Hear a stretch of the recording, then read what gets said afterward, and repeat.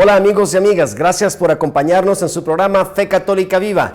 El día de hoy en el estudio, platicaremos con el licenciado Arturo Sayula González de la Arquidiócesis de Guadalajara, Jalisco, en México, que nos acompaña hoy porque está visitando la Arquidiócesis de Denver, ofreciendo cursos bíblicos en distintas parroquias, así que queremos aprovechar de su sabiduría, de sus conocimientos, para compartirlos con todos ustedes. Arturo. Luis, muchas gracias por la invitación y gracias por insisto, invitarnos a tu programa. Andas bien denveriano. Como debe de ser, Así ¿verdad? es, esta vez sí vamos por el Super Bowl. Vamos por todo. Aunque los que le van a los Dallas no les guste.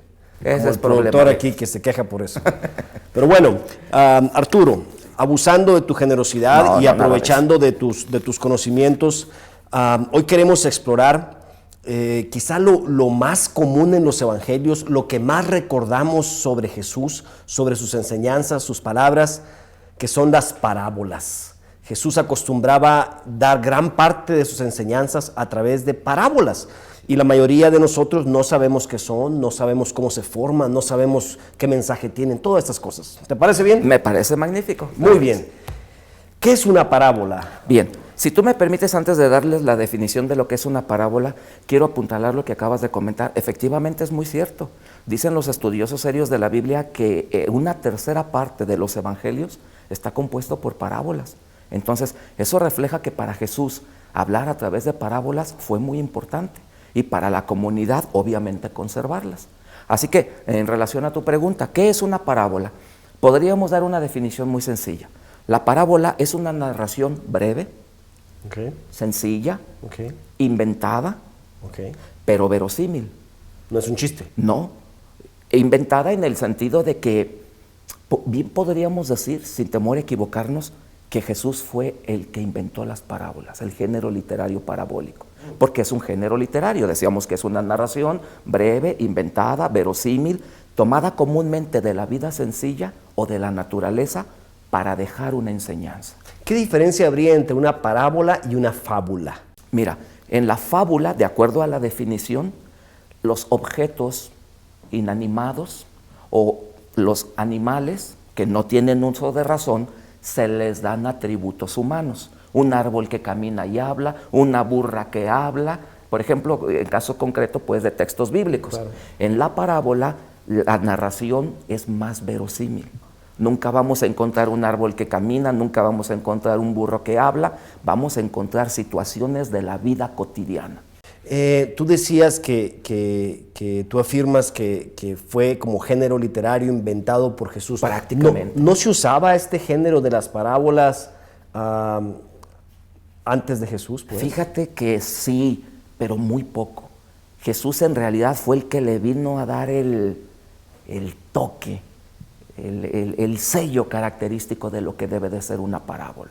¿Cuál es el propósito de usar una parábola? Mira, en ese sentido, hay muchas, digamos, como posturas, pero en mi opinión, yo creo que podríamos dar dos buenas respuestas. La primera es que, lamentablemente, cuando nuestro Señor Jesucristo empezó a predicar, hubo mucha gente que empezó a malinterpretar sus sencillas palabras. Entonces Jesús parece ser que decidió cambiar su forma de hablar para que ahora solo entendiera el que quisiera entender. Muy interesante. Incluso algunas veces en el Evangelio de San Juan, sobre todo, que no tiene esas parábolas, pues parece que la confusión es común y hasta es un recurso para San Juan, la confusión. Nicodemo, que se confunde con lo que dice, si hay que nacer de nuevo o nacer de lo alto, la samaritana que se confunde con el agua y es hasta un recurso, ¿no?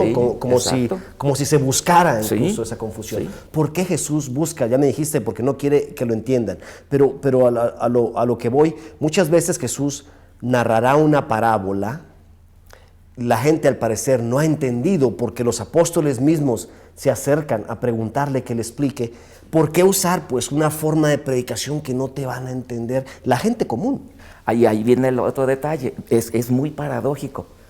Las parábolas, al mismo tiempo, son tan sencillas que hasta un niño puede entenderlas. Si tú le preguntas a un auditorio, ¿quién no recuerda la parábola del hijo pródigo? te garantizo que la gran mayoría la identifica. Pero si tú le pides a ese mismo auditorio o le preguntas que si recuerdan el discurso eucarístico de nuestro Señor Jesucristo en el Evangelio de Juan, te aseguro que la gran mayoría de nosotros lo desconoce. Sin embargo, también si le preguntas a la gran mayoría de los que recuerdan la parábola del hijo pródigo que te expliquen su significado, probablemente les va a costar un poco más de trabajo. Es cierto, porque afortunadamente ya hemos tenido la oportunidad de en otros programas comentarlo, para poder entender también el sentido original de las parábolas. Hay que estar familiarizados con el ambiente en el que fueron dichas. Si yo no soy un sembrador, no voy a entender las parábolas en las que Jesús habla de sembradores, de semilla. Si no soy un pescador, no le voy a entender a las parábolas que Jesús utiliza y en las que habla acerca de pescadores o de pesca. Entonces, también hay que tener en cuenta eso. Las parábolas fueron narradas por Jesús en los ambientes, en los lugares donde la gente podía comprenderlas, porque estaba familiarizado con esas realidades. Decía yo hace un rato que no todos los evangelios narran todas las parábolas. Sí. ¿Por qué es eso?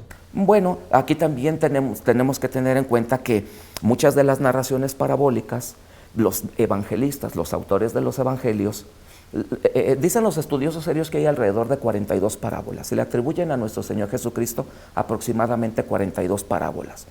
Y pues aquí sin duda alguna debió de contar también mucho el auditorio al que están siendo dirigidas.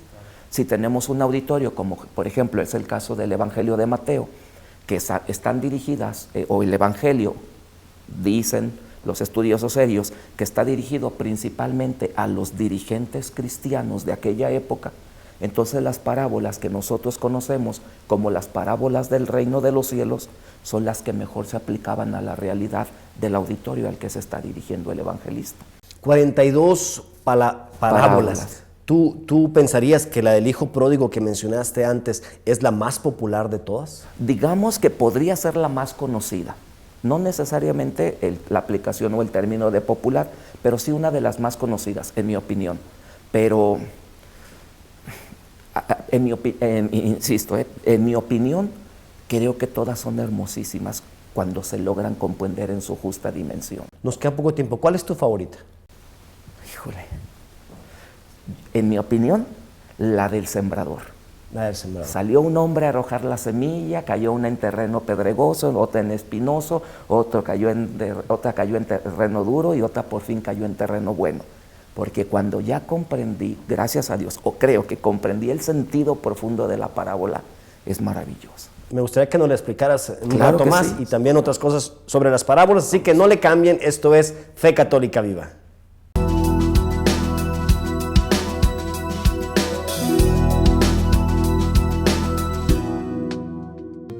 El Instituto Pastoral San Juan Diego te ofrece cursos para el crecimiento y conocimiento de tu fe católica. Entre otros te ofrecemos Fundamentos de Vida Cristiana, Certificación de Agentes de Pastoral, Licenciatura en Ciencias Religiosas a través de la Universidad Anáhuac de la Ciudad de México. Ven y descubre la belleza de tu fe. Aprende más sobre sacramentos, mandamientos, liturgia, Sagrada Escritura, historia de la Iglesia, oración y mucho más. Para mayor información, comunícate con Alfonso Lara, director de Formación y Catequesis, al 303-295-9470, extensión 111. Te esperamos, las inscripciones están abiertas todo el año.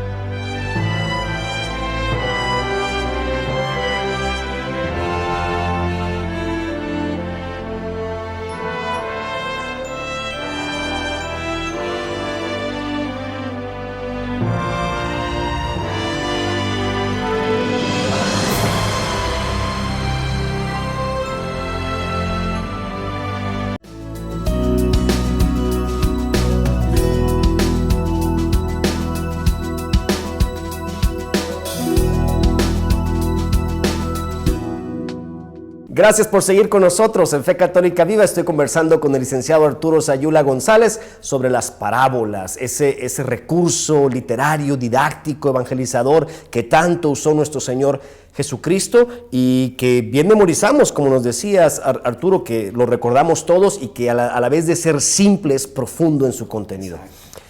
Antes de irnos a una parábola en concreto que decías, la del sembrador, ¿son todas las parábolas iguales o hay tipos de parábolas o clases o no sé? Los estudiosos serios han optado por dividirlas, la gran mayoría, tal vez no todas encajen en alguno de los grupos. Yo quisiera preguntarte quiénes son los estudiosos serios que me los mencionas a cada rato. Lo que nosotros comúnmente conocemos como teólogos, biblistas, gente que profundiza en el estudio de la Sagrada Escritura y con el auxilio del Espíritu Santo nos van dando las normas, las pautas para hacer la correcta interpretación de los textos bíblicos. Entonces me decías, sí, en cuanto a las clasificaciones. Por lo regular, la gran mayoría de estos grandes teólogos han ubicado las parábolas en 3 grupos, o las han dividido en 3 grupos.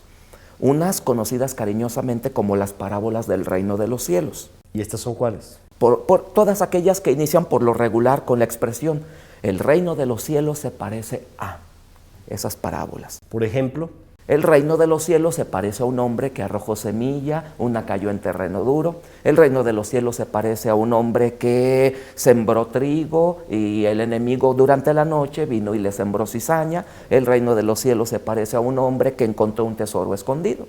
Son algunas de ellas.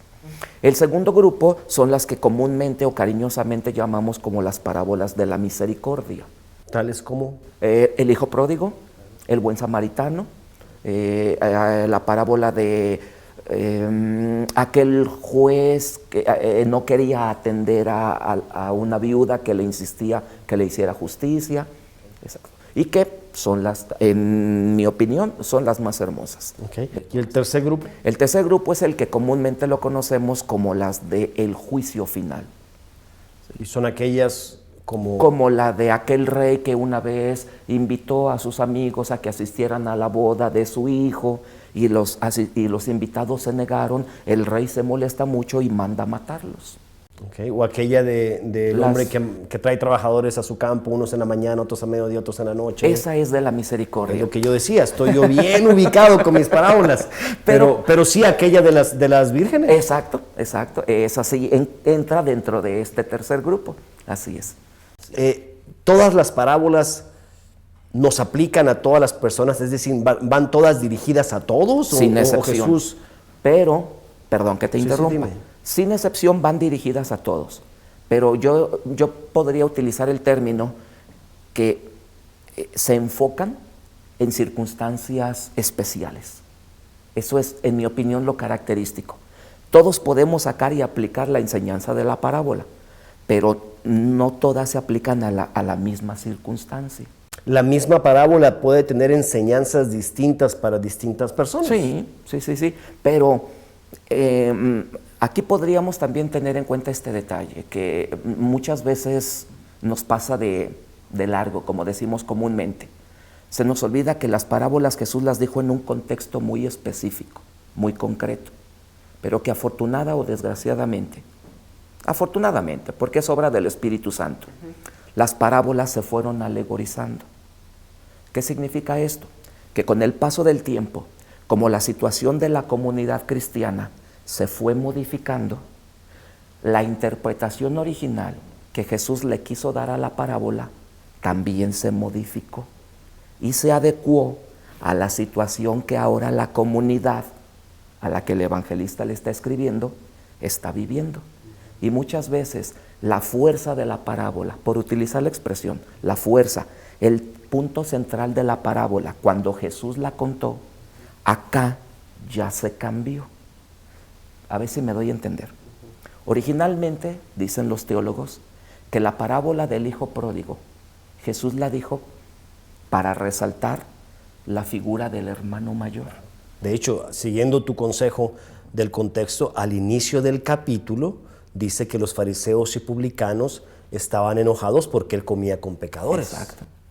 Entonces, como que se da en ese contexto, esa palabra se la está diciendo a ellos. Sí, ustedes están actuando como el hermano mayor de esta historia. Claro.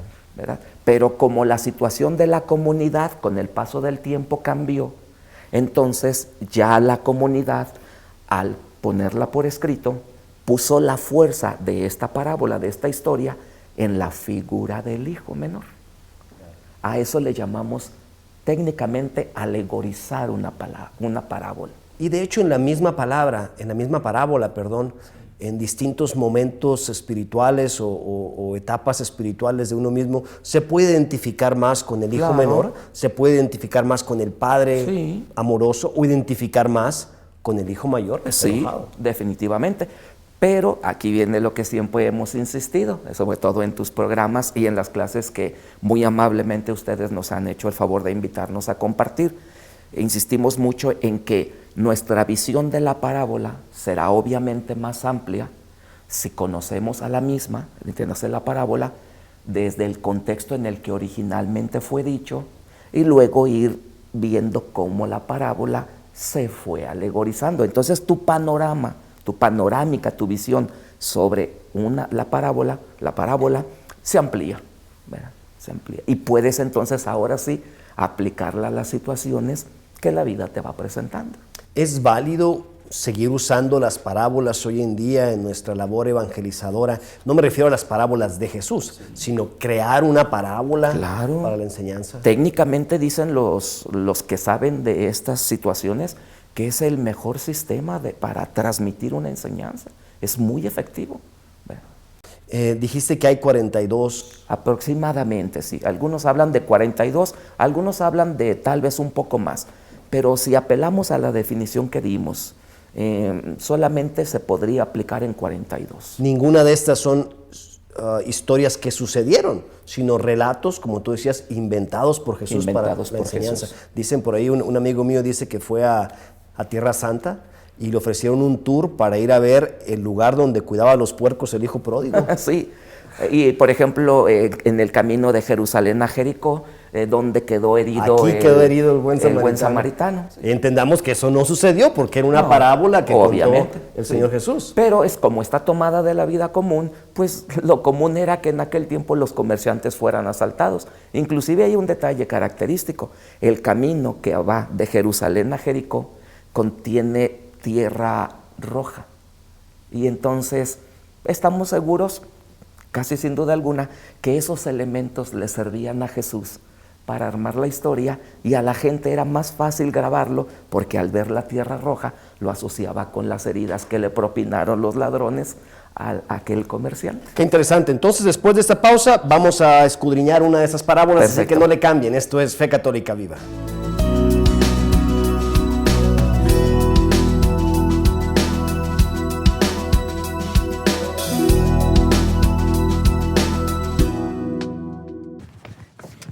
¿Me lleva? Voy al pueblo. Sí, súbete, muchacha. ¿Eres estudiante? No, trabajo lejos de acá. ¿Regresas a tu casa? Sí, hace 2 años que no veo a mi familia. Estarán felices de verte. Ojalá. Mi papá me votó por andar con la pandilla. ¿Aún así quieres volver? Sí, le escribí a mis papás pidiéndoles perdón, pero no esperé la respuesta. ¿Y qué te hace volver? Palabras de mi mamá. Al partir ella me dijo: siempre te seguiré queriendo. Ay, ya llegamos al pueblo. Mire, ahí está mi casa. ¿Y esos que están ahí son tus padres? Sí, gracias por ayudarme. Hija. Papá. Te estábamos esperando. Las palabras de amor nunca se olvidan. La familia unida, esperanza en la vida. Un mensaje de la Campaña Católica de la Comunicación.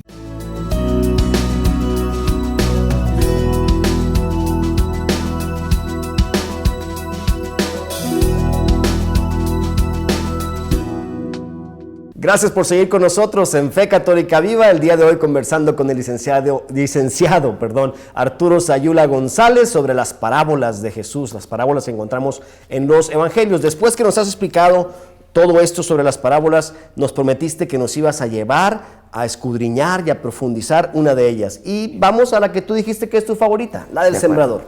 Bien, habíamos hablado de que entra dentro del grupo de las que conocemos como la del reino de los cielos. Claro. Y aquí hay una cosa muy interesante, fíjate. Los teólogos dicen que estas parábolas, perdón por el término, las parábolas del reino de los cielos no fueron dichas a la gente o especialmente a la gente que seguía a Jesús, sino que fueron dichas especialmente a sus apóstoles.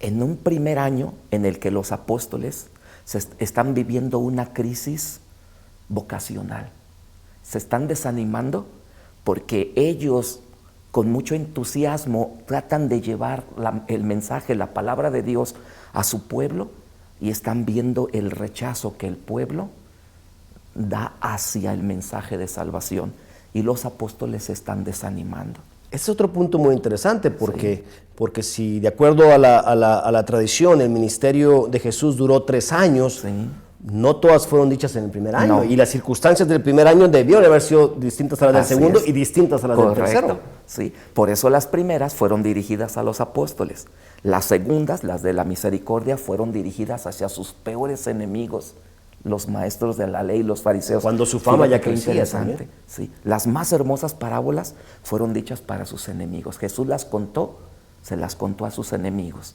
Y las terceras, las del tercer grupo, las del reino de los cielos, las del juicio final, fueron dichas a las multitudes. Entonces, el sembrador es una parábola del reino de los cielos dirigida especialmente a sus discípulos más cercanos. Exacto, porque están viviendo una situación de crisis.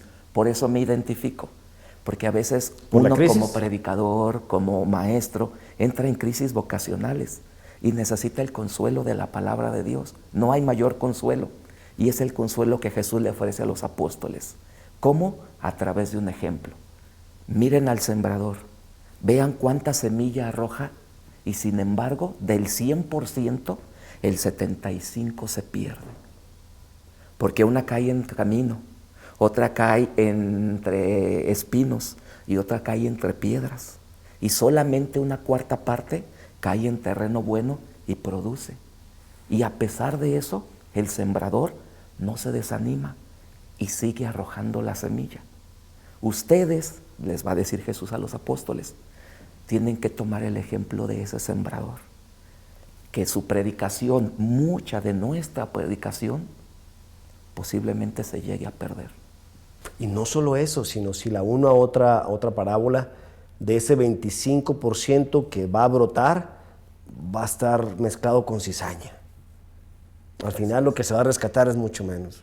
Es mucho menos. A lo mejor inclusive ni siquiera nos toque ver los frutos de nuestra labor, pero tenemos la confianza que la semilla un día llegará a un corazón bien dispuesto. Y por ese corazón bien dispuesto vale la pena seguir lanzando la semilla. No quiero sacarte de la parábola esa, pero ahora que hablé de la cizaña, tuve la fortuna de participar en una reunión de la Comisión Pontificia para América Latina en México y el Papa Francisco nos grabó un mensaje de bienvenida al grupo que estábamos ahí.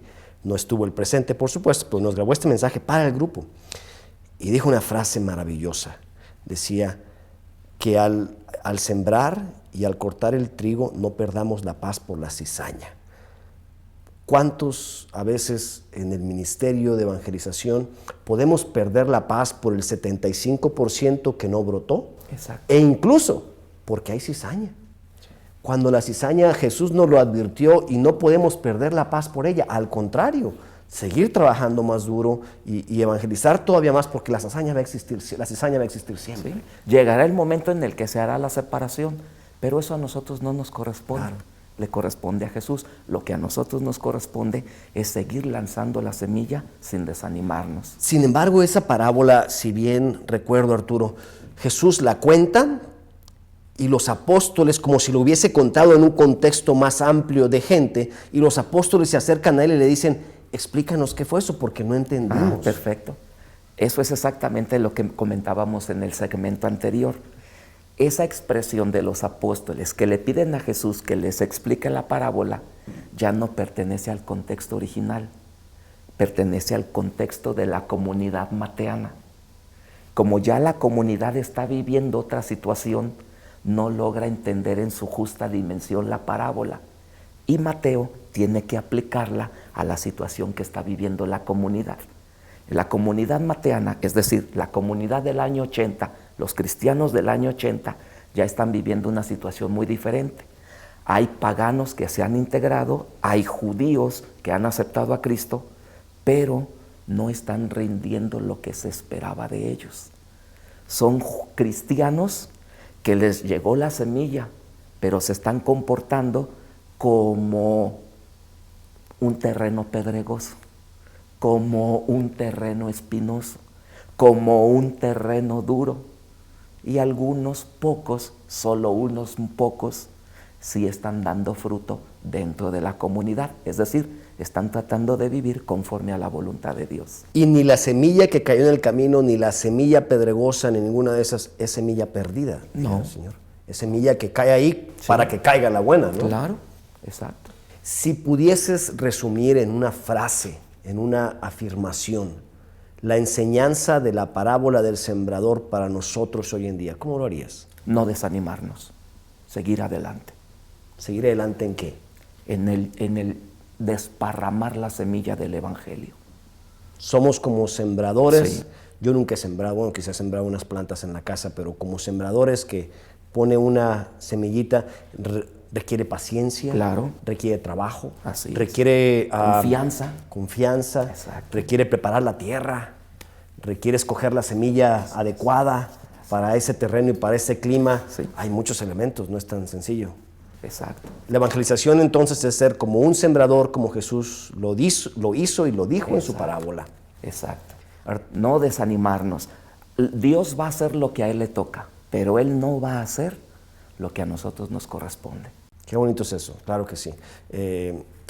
O aquella frase, hacerlo todo como si todo dependiese de nosotros, pero sabiendo que todo depende de Dios. Exactamente. Arturo, gracias por tu Al tiempo. contrario, Luis. Gracias por estar con nosotros. Estoy seguro que todos los aquí presentes hemos aprendido mucho sobre las parábolas. Recuerden seguirnos en Facebook. La dirección aparece aquí abajo. También pueden ver este y todos los programas de Fe Católica Viva en youtube.com/Fe Católica Viva, en donde pueden compartirlos con sus familiares, con sus amigos, y por supuesto en Facebook pueden ver muchos de estos videos y seguirnos. Saludos a nuestros amigos de Latinoamérica que nos ven a través de María Visión, y por supuesto a los de Colorado en Estados Unidos. Gracias de nuevo, Arturo. Gracias a todos ustedes. Dios les bendiga.